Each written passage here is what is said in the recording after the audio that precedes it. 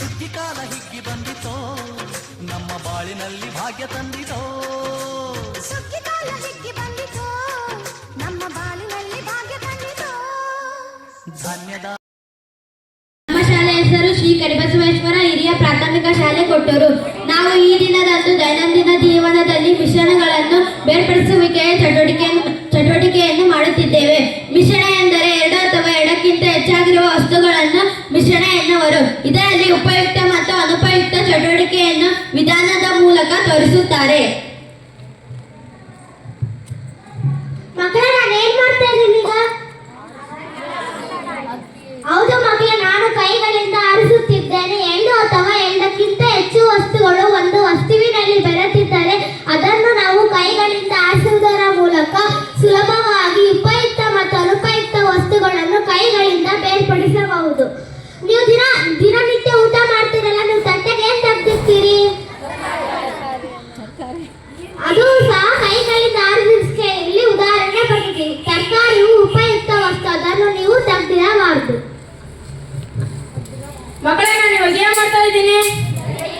ಹೌದು ಮಕ್ಕಳೇ, ನಾನು ಬಡಿತಾ ಇದ್ದೀನಿ. ಬಡಿಯುವುದರ ಮೂಲಕ ಪೈರಿನಿಂದ ಕಾಳುಗಳನ್ನು ಬೇರ್ಪಡಿಸಬಹುದು. ಈ ವಿಧಾನವನ್ನು ಬಡಿಯುವಿಕೆ ಎನ್ನುವರು.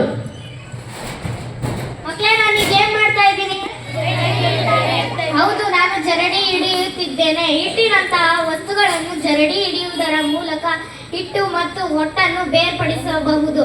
ಈ ವಿಧಾನವೇ ಜರಡಿ ಹಿಡಿಯುವಿಕೆ ಎನ್ನುವರು.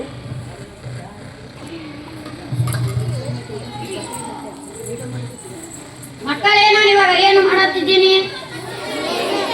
ಗಾಳಿಯ ಸಹಾಯದಿಂದ ಹಗುರವಾದ ಅಥವಾ ಭಾರವಾದ ವಸ್ತುಗಳನ್ನು ಬೇರ್ಪಡಿಸುವ ವಿಧಾನವೇ ತೂರುವುದು. ಈ ರೀತಿಯಾಗಿ ನಾವು ಅನೇಕ ವಸ್ತುಗಳನ್ನು ತೂರಬಹುದು. ಮಕ್ಕಳೇ, ನಾನು ಇವಾಗ ಏನ್ ಮಾಡುತ್ತಿದ್ದೀನಿ?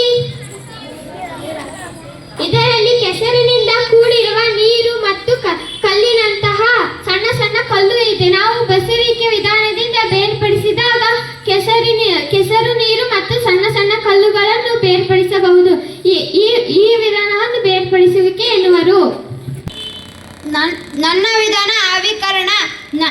ನಮಗೆ ಉಪ್ಪು ಸಮುದ್ರದ ಮೂಲಕ ದೊರೆಯುತ್ತದೆ. ಸಮುದ್ರದ ದಂಡೆಗಳಲ್ಲಿ ಮಡಿಗಳನ್ನು ಮಾಡಿರುತ್ತಾರೆ. ಮಡಿಗಳ ತುಂಬ ನೀರು ತುಂಬಿಕೊಂಡು ಸೂರ್ಯನ ಶಾಖದಿಂದ ನೀರು ಆವಿಯಾಗಿ ತಳದಲ್ಲಿ ಉಪ್ಪು ದೊರೆಯುತ್ತದೆ.